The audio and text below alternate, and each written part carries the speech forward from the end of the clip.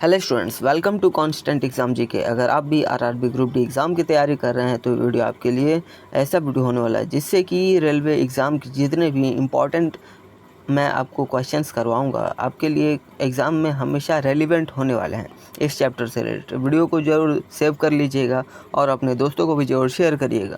RRB group D 2026 के लिए अगर आप जनरल अवेयरनेस और जनरल साइंस की तैयारी कर रहे हैं तो ये साइंस ग्रुप का फिजिक्स का एक ऐसा चैप्टर है, कार्य, ऊर्जा एवं शक्ति, जिससे ये डायरेक्ट इजी क्वेश्चंस यहाँ से आते हैं। और आज हम सिर्फ थ्योरी नहीं बल्कि एग्ज़ाम में कैसे सॉल्व करना है ये भी सीखेंगे रियल क्वेश्चंस के थ्रू। वीडियो हिंदी और इंग्लिश दोनों में ही मीडियम वाले स्टूडेंट्स के लिए होगा। तो चलिए बिना टाइम वेस्ट किए वीडियो करते हैं स्टार्ट। पहला क्वेश्चन है, कार्य क्या है? बेसिक क्वेश्चन है। फिजिक्स में कार्य तब होता है जब फोर्स लगता है और डिस्प्लेसमेंट होता है, और अगर आप दीवार को धक्का देते हैं तो वो हिलती नहीं है, वहाँ वो work is equal to zero, यानी कोई भी कार्य नहीं हुआ। इसलिए वर्क का फॉर्मूला होता है work is equal to force into displacement, यानी इसको work is equal to force into displacement. तो यहाँ ये फार्मूला आप ज़रूर याद रखिएगा और इसका राइट आंसर होगा ऑप्शन बी। यहाँ पे डिस्प्लेसमेंट, तो ये ट्रिक से भी आप ज़रूर याद रखिएगा।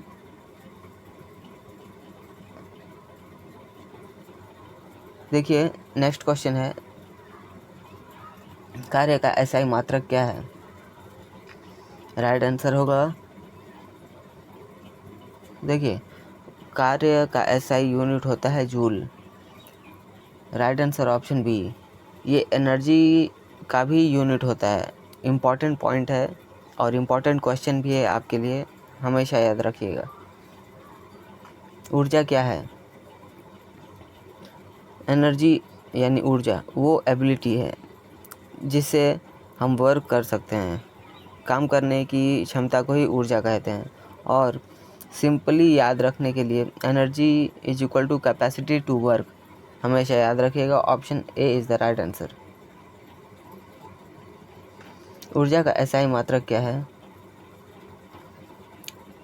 एनर्जी यानी ऊर्जा और काम दोनों का ही एसआई यूनिट सेम होता है, जूल।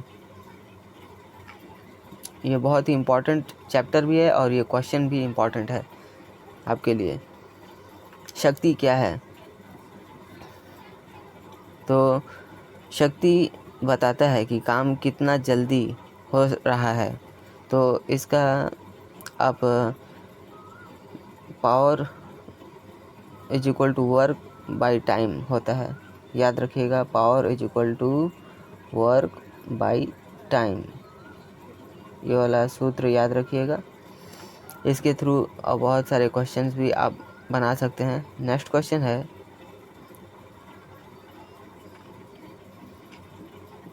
शक्ति का एसआई मात्रक क्या है? शक्ति बताता है कि काम कितना फास्ट होता है। इसका एसआई यूनिट वाट होता है और 1 watt is equal to 1 joule per second के बराबर होता है। ये हमेशा याद रखिएगा। 1 watt is equal to 1 joule per second के बराबर होता है, ज़रूर याद रखिएगा। नेक्स्ट क्वेश्चन, यदि विस्थापन शून्य हो तो कार्य कितना होगा? तो work is equal to force into displacement, ये आपको फॉर्मूला याद है। अगर डिस्प्लेसमेंट ही ज़ीरो है तो वर्क भी ज़ीरो ही होगा। Option B is the right answer.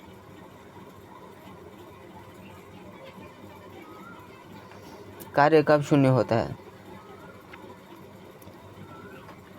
तो काम work is equal to force into displacement. अगर काम ये फोर्स अगर ज़ीरो है तो काम भी ज़ीरो होगा, और अगर डिस्प्लेसमेंट ज़ीरो है तो वर्क ज़ीरो होगा। तो मतलब दोनों केसेस में काम ज़ीरो ही होने वाला है। तो right answer option B, both, no force no displacement. Option C is the right answer. Next question है, ऊर्जा के कितने प्रकार होते हैं? तो option B is the right answer, 2 प्रकार। कौन कौन से? काइनेटिक एनर्जी यानी गतिज ऊर्जा और पोटेंशियल एनर्जी यानी स्थितिज ऊर्जा। गतिज ऊर्जा किससे संबंधित है?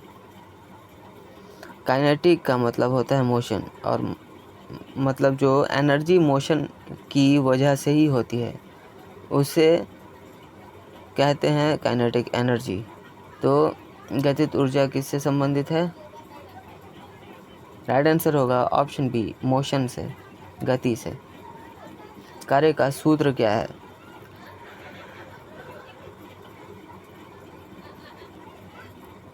Right answer option A, force into displacement. Next question है, शक्ति का सूत्र क्या है? तो right answer option B, work by time. Option B is the right answer. सारे क्वेश्चन मैंने आपको आगे ही बता दिए, उनका सूत्र पूछ रहा है, आप ज़रूर बना रहे होंगे और समझ भी आ रहा होगा आपको ये इस वीडियो से रिलेटेड सारे क्वेश्चंस। मैं आशा करता हूँ वीडियो से आपको हेल्प मिल रही होगी, तो आप ज़रूर अपने दोस्तों को भी ज़रूर शेयर करिएगा। गतिज ऊर्जा का सूत्र क्या है? तो ऑप्शन बी, ½ mv²। अब ये काइनेटिक एनर्जी का सूत्र है, तो ये मोशन से रिलेटेड एनर्जी है। इस सूत्र को आप ज़रूर याद रखिएगा, जब भी क्वेश्चन पूछेगा तो इस सूत्र से ही काइनेटिक एनर्जी की जो वैल्यू है निकल जाएगी। स्थितिज ऊर्जा का सूत्र क्या है? तो इसका सूत्र क्या है? Option B, mgh। Option B is the right answer. Potential energy is equal to mgh। mgh का मतलब m is equal to mass,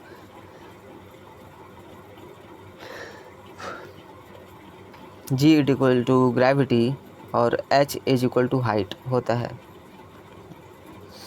1 watt किसके बराबर है? Right answer option A, 1 joule per second के बराबर है। 1 जूल किसके बराबर होता है? Right answer option A, 1n/m। यहाँ पे n का मतलब है न्यूटन और m का मतलब है मीटर, ज़रूर याद रखिएगा। सारे क्वेश्चंस मैं आपको समझा रहा हूँ ताकि आपको कहीं भी किसी तरह का डाउट ना हो, और जब भी आपको क्वेश्चन किसी तरह के भी इस प्रकार के मिलेंगे तो आप आसानी से कर पाएंगे। और जब आपको मैं ये सारे टॉपिक्स कवर हो जाएंगे तो एक साथ जितने भी होंगे उन सभी को मैं आपको एक वीडियो के थ्रू ही सारे क्वेश्चंस और सारे टॉपिक्स का एक मॉक टेस्ट लूँगा, तो आप रेडी रहिएगा। अगला क्वेश्चन है, कार्य किसका गुणनफल है? ऑप्शन बी, बल और विस्थापन का। अगला क्वेश्चन, पावर किसका अनुपात है? Right answer option A, work by time. Power is equal to work by time होता है। गतिज ऊर्जा किस पर निर्भर करती है? तो गतिज ऊर्जा दोनों पर, द्रव्यमान और वेग दोनों पर ही डिपेंड करती है। काइनेटिक एनर्जी यानी गतिज ऊर्जा का सूत्र क्या है? तो ½ mv²। आपको मालूम ही होगा, मैंने आपको पिछले क्वेश्चंस में करवा दिया है। इसमें मास भी है और वेलोसिटी भी है, मतलब दोनों पर डिपेंड करती है। ये स्थितिज ऊर्जा किस पर निर्भर करती है? राइट आंसर ऑप्शन सी, दोनों, यानी ऊंचाई और हाइट दोनों ही पर। Option C is the right answer. Potential energy is equal to mgh होता है, तो आपको मालूम ही है, क्योंकि अगर आपने सूत्र याद कर लिया तो आपको क्वेश्चन करने में बहुत ही आसानी होगी। 10 न्यूटन बल से 5 मीटर विस्थापन हुआ, कार्य ज्ञात करना है। तो देखिए कार्य क्या होगा, आपको मैंने बताया था वर्क इज इक्वल टू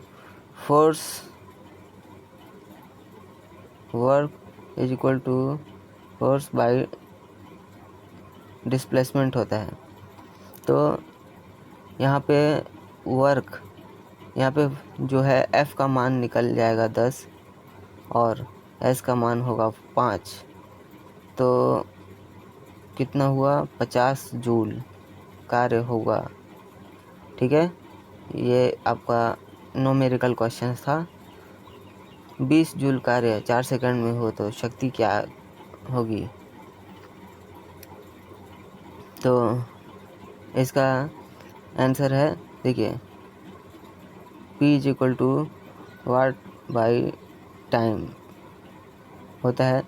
तो यहाँ पे 20 जूल कार्य हुआ है, तो 20 बाई 4 सेकंड में हुआ है, तो यहाँ पे 5 वाट हुआ।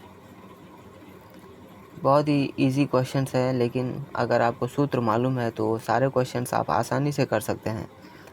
द्रव्यमान 2 kg और वेग 3 मीटर पर सेकंड हो तो काइनेटिक एनर्जी ज्ञात करना है। तो आप हमें इसका आंसर बताइएगा। इसका मैंने आपको बता दिया है सूत्र क्या है। तो kinetic energy is equal to half mv², ये होता है। तो इस पर आप अपने मान को पुट कर सकते हैं और इसका आंसर आप आसानी से निकाल पाएंगे। द्रव्यमान 5 kg है और ऊंचाई 2 मीटर है, तो पोटेंशियल एनर्जी ज्ञात करना है। तो पोटेंशियल एनर्जी का मान क्या है, mgh। यहाँ पे आपको तीनों का ही मान दे दिया गया है क्वेश्चन में, पोटेंशियल एनर्जी, जिसमें आपको ये मान पुट करके अपना आंसर आप ला सकते हैं इजीली। नेक्स्ट क्वेश्चन, 50 जूल कार्य 5 सेकंड में हो तो शक्ति कितनी होगी। देखिए ये power is equal to work by time वाला सूत्र है, तो आपको मालूम ही है। इस पर आप आसानी से रख कर अपना सूत्र पर सारे इम्पॉर्टेंट जितने भी नंबर्स हैं उसको आप निकाल सकते हैं। फोर्स 15 न्यूटन है, डिस्प्लेसमेंट 2 मीटर है, तो वर्क का कितना हुआ है। तो इसका सूत्र क्या है, work is equal to force into displacement. तो इसका आंसर आप खुद निकाल के हमें जरूर बताइएगा कमेंट बॉक्स में। तो m is equal to 4 kg mass और v velocity 2 metre per second, तो काइनेटिक एनर्जी ज्ञात करनी है।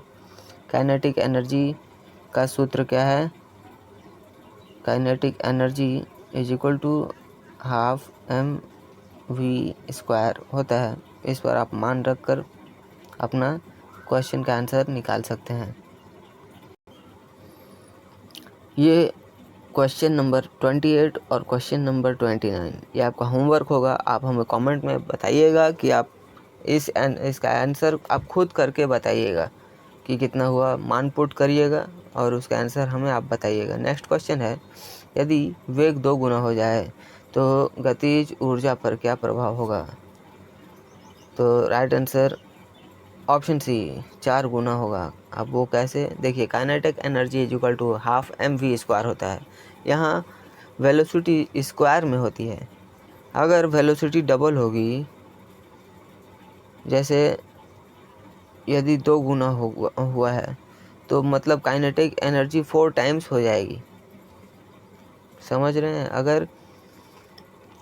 अगर वेलोसिटी 2 है तो वो 4 टाइम्स मतलब कि 4 टाइम्स, यानी 2 गुना 4 4 टाइम्स यानी 8 हो जाएगा। तो ये कितना हुआ, 4 times. Option C is the right answer. यदि द्रव्यमान 2 गुना हो जाए तो गतिज ऊर्जा पर क्या प्रभाव होगा। ऑप्शन बी 2 गुना हो जाएगा। अब इसका भी आंसर आप खुद से निकाल सकते हैं। अगर मास डबल हो जाए तो वेलोसिटी सेम रहेगी, तो काइनेटिक एनर्जी भी डबल हो जाएगी। सारा क्वेश्चन बस आपके सूत्र के ऊपर है। अगर आपने सारे क्वेश्चंस को सही से समझ लिया और सूत्र याद कर लिया तो ये चैप्टर ही आपके लिए बहुत ही आसान होने वाला है। कार्य शून्य कब होता है? तो आपको मैंने बताया भी था कि फोर्स अगर जीरो होगा तो डिस्प्लेसमेंट भी जीरो होगा, तो दोनों केसेस में काम शून्य यानी कार्य शून्य हो जाएगा। Next question, 1 kilowatt is equal to कितना वाट होता है? तो आप बचपन से ही पढ़ते आ रहे हैं, 1 किलोवाट बराबर 1000 वाट होता है। Option C is the right answer. लेकिन कभी कभी क्वेश्चंस में ये पूछ दिया जाता है कि जो स्टैंडर्ड होता है, जो स्टैंडर्ड फॉर्मेट में वाटेज पूछा जाता है हॉर्स पावर में, तो वो होता है 1 किलोवाट बराबर 746 वाट होता है। ठीक है, ये आप ज़रूर नंबर याद रखिएगा। कभी कभी ये ऑप्शंस में आपको दिख सकता है क्योंकि वो स्टैंडर्ड फॉर्मेट में पूछा जाता है। नेक्स्ट क्वेश्चन, 200 जूल कार्य 20 सेकंड में हो तो शक्ति ज्ञात करना है। इसका power is equal to work by time के ऊपर मान पुट कर दीजिएगा, आपका आंसर निकल जाएगा। सारे जितने भी क्वेश्चंस का मैं आपसे आंसर मांग रहा हूँ, आप हमें ज़रूर कमेंट बॉक्स में बताइएगा और मैं ये देखूँगा कि कितने सीरियस स्टूडेंट्स हैं जो तैयारी कर रहे हैं, और मैं उनके वीडियो में नाम भी लूँगा जब भी अगला वीडियो बनाऊँगा। यदि बल शून्य हो तो कार्य कितना होगा? तो ऑप्शन बी 0 हो जाएगा। नेक्स्ट क्वेश्चन, चलते हुए व्यक्ति की ऊर्जा कौन सी है? तो ये ऑप्शन बी गतिज ऊर्जा है, क्योंकि गति में है व्यक्ति। नेक्स्ट क्वेश्चन, ऊंचाई पर रखी हुई वस्तु में कौन सी ऊर्जा होती है? तो राइट आंसर होगा ऑप्शन बी पोटेंशियल एनर्जी यानी स्थितिज ऊर्जा। ऊर्जा संरक्षण का नियम क्या कहता है? एनर्जी ना बन सकती है और ना ही ख़त्म हो सकती है, सिर्फ एक फॉर्म से दूसरे फॉर्म में कन्वर्ट हो सकती है। नेक्स्ट क्वेश्चन, मशीन का कार्य क्या है? मशीन में काम होता है वर्क को इजी बनाना, यही मशीन का काम होता है। मतलब फोर्स कम करके काम आसान करना होता है। झरने में कौन सी ऊर्जा होती है? तो ऑप्शन सी बोथ, काइनेटिक और पोटेंशियल दोनों ही ऊर्जा होती है। वाटर हाइट पर होता है तो ये पोटेंशियल एनर्जी में है, लेकिन नीचे गिरते वक्त मूव करता है तो ये काइनेटिक एनर्जी में बदल जाता है। पावर बढ़ाने के लिए क्या करना होगा? राइट आंसर वर्क इंक्रीज या डिक्रीज। देखिए, power is equal to work by time होता है। पावर बढ़ाने के लिए वर्क बढ़ा दो या टाइम कम कर दो, यही हो सकता है। तेज गति से काम करने वाला क्या कहलाता है? तो जो काम जल्दी करता है उसकी पावर ज़्यादा होती है, तो अधिक शक्ति हाई पावर कहते हैं। बैटरी किस प्रकार की ऊर्जा देती है? बैटरी केमिकल एनर्जी स्टोर करती है और उसे इलेक्ट्रिकल एनर्जी में कन्वर्ट करती है, आप ज़रूर याद रखिएगा। धनुष को खींचने पर कौन सी ऊर्जा होती है? तो स्थितिज ऊर्जा होती है। जब वो धनुष को खींचते हैं तो एनर्जी स्टोर होती है और ये होती है पोटेंशियल एनर्जी यानी स्थितिज ऊर्जा। क्या ऊर्जा का रूप बदल सकता है? तो देखिए, एनर्जी का फॉर्म एक से दूसरे में कन्वर्ट होता है, तो केमिकल को इलेक्ट्रिकल में बदल सकते हैं, यानी पोटेंशियल को काइनेटिक एनर्जी में बदल सकते हैं। तो हाँ, ऑप्शन ए बदल सकते हैं। सो स्टूडेंट्स, ये थे जितने भी इम्पोर्टेंट क्वेश्चंस थे, उन सभी को मैंने इस वीडियो में कवर किया है। आशा करता हूँ आपको सारे क्वेश्चंस समझ में आए होंगे, और आपको मैंने जितने भी होमवर्क क्वेश्चंस दिए हैं उन सभी को आप ज़रूर कमेंट बॉक्स में बताइएगा कि आपने कितने क्वेश्चन सही किए हैं। और मैं आपको अगले वीडियो में उन सभी स्टूडेंट्स का मैं चेक करके बताऊंगा कि उन्होंने कितने क्वेश्चन सही किए हैं। तो अगर आपने पिछले वीडियोस नहीं देखे हैं हमारे, तो आप हमारे चैनल पर जाकर चेकआउट कर सकते हैं, जहां मैंने डिफरेंट टॉपिक्स के ऊपर प्लेलिस्ट बनाई हुई है। वे सारे प्लेलिस्ट में मैं आपको सारे उन टॉपिक्स को करवा चुका हूं जो आपको आपके एग्ज़ाम में आने वाले टॉपिक्स हैं। तो सारे टॉपिक्स को ज़रूर करिए और अपने एग्ज़ाम की तैयारी को और भी बूस्ट करिए। तो मिलते हैं नेक्स्ट वीडियो में, तब तक के लिए कीप वॉचिंग, कीप प्रिपेयरिंग।